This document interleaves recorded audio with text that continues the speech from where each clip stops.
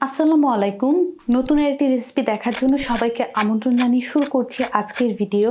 আজ আমি আপনাদেরকে মুচমুচে ফুলকো মিনি বেগুনি রেসিপি শেয়ার করব। আজকের এই বেগুনিটা কিন্তু খেতে ভীষণ মজা, অনেকটা এটা চিপসের মতো মুচমুচে হবে। তাহলে ভিডিওটি শুরু থেকে শেষ পর্যন্ত দেখতে থাকুন। চিপস বেগুনি কিংবা মিনি বেগুনি তৈরি করার জন্য আমি এখানে একটা বড় সাইজের বেগুন ঠিক এমন গোল আকার করে কেটে নিয়েছি। আর দেখুন বেগুনটাকে আমি বেশি মোটাও করি না, আবার বেশি পাতলাও করি নাই, ঠিক এমন করে কেটেছি। আর সবগুলো শেপ কিন্তু একই রকম করে আমি করে নিয়েছি।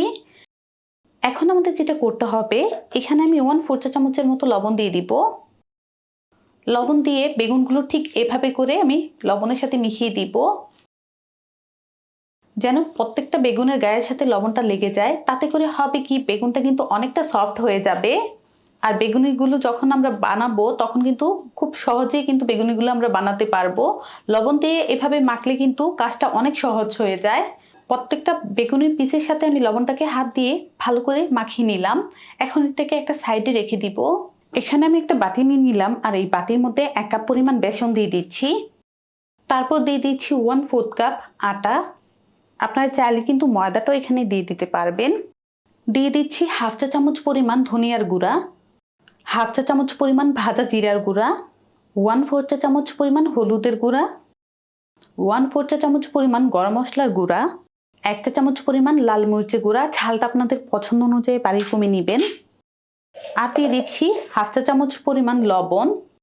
সবগুলো উপকরণ আমি একটা হ্যান্ড উইচের সাহায্যে মিশিয়ে নিব। বেসনটা দিয়ে ব্যাটার তৈরি করার আগে অবশ্যই বেসনটাকে চেলে নেবেন। তাতে করে হবে কি, বেসনের মধ্যে যদি গুটি দানা থাকে এগুলো কিন্তু আর ব্যাটারের মধ্যে যাবে না। সব উপকরণ আমি মিশিয়ে নিলাম। এখানে আমি 1 কাপ নর্মাল পানি নিয়েছি। অল্প অল্প পানি দিব আর ব্যাটারটা তৈরি করে নিব।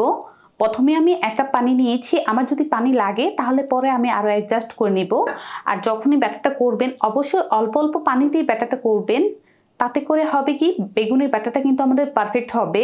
বেশি করে যদি একসাথে পানি দিয়ে দিই তাহলে বেগুনের ব্যাটারটা পাতলা হয়ে যাবে, আর পাতলা হয়ে গেলে কিন্তু এই ব্যাটার দিয়ে আমরা বেগুনি তৈরি করতে পারবো না। এই হুইসের সাথে ভালো করে আমি মিশিয়ে নেব, যেন আমাদের ব্যাটারটা স্মুথ হয়। অল্প অল্প পানি দিয়ে বেগুনের জন্য কিন্তু ব্যাটারটা আমাদের রেডি। আর যে 1 কাপ পানি নিয়েছিলাম তা থেকে আমার আরও 2 টেবিল চামচ পরিমাণ পানি রয়ে গিয়েছে। এটা দিব না, এটা দিয়ে দিলে কিন্তু আমাদের বেগুনের ব্যাটারটা পাতলা হয়ে যাবে।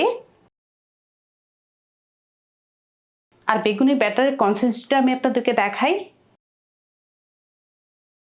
আর দেখুন না কত সুন্দর একটা স্মুথ ব্যাটার হয়েছে, একদম গুটি দানা কিচ্ছু নাই।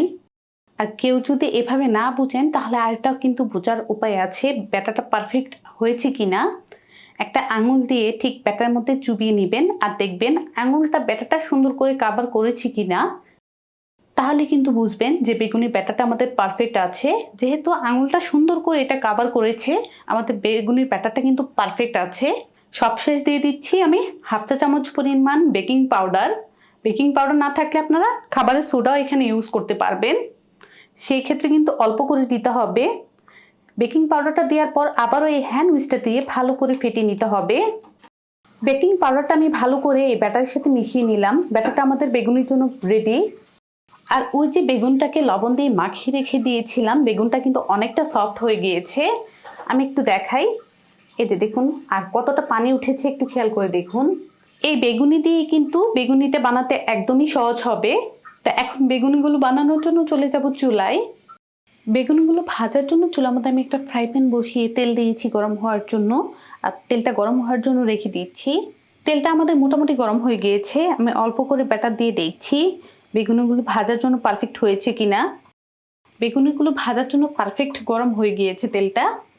এই ব্যাটারের পাটির মধ্যে এখন ওই যে গোল গোল করে স্লাইস করে রেখেছিলাম বেগুনগুলো, সেগুলো দিয়ে দিব। তারপর ঠিক এভাবে করে ব্যাটারটা লাগিয়ে নিব। এখন ফ্রাই প্যানের মধ্যে দিয়ে দিচ্ছি।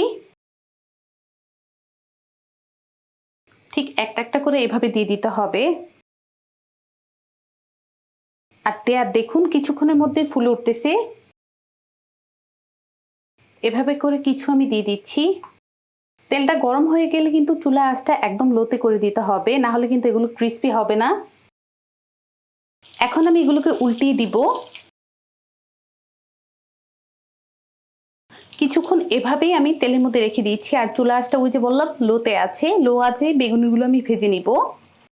প্রায় 6 থেকে 7 মিনিট চুলার মধ্যে আমি এভাবেই এগুলোকে ভাজতেছি। আর ওই যে লো আঁচে আমি এগুলো ভাজতেছি। কোনোভাবেই কিন্তু চুলার আঁচ বাড়িয়ে দিয়ে তারপর এগুলো ভাজা যাবে না, কারণ চুলার আঁচ বাড়িয়ে দিয়ে যদি আমরা ভাজি তাহলে কি হবে, উপরটা কালার চলে আসবে আর কিন্তু ভিতরটা ক্রিস্পি হবে না। এগুলো কিন্তু আমাদের ভাজা হয়ে গিয়েছে। এখন আমি একটা ছাঁকনির মধ্যে উঠিয়ে নিব।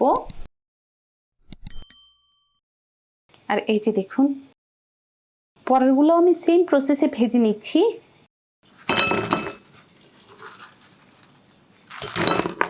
সবগুলো বেগুনি আমি ভেজে নিয়েছি। আর কতটা মুচমুচে হয়েছে আমি একটা ভেঙে শেয়ার করছি। একদম চিপসের মতো কিন্তু মুচমুচে হয়েছে। আমি আশা করছি আমার এই মিনি বেগুনি রেসিপিটি আপনাদের ভালো লেগেছে। ভালো লাগলে অবশ্যই একটা লাইক দিবেন, চ্যানেলটাকে সাবস্ক্রাইব করবেন। সবাই ভালো থাকবেন, সুস্থ থাকবেন। আল্লাহ হাফেজ।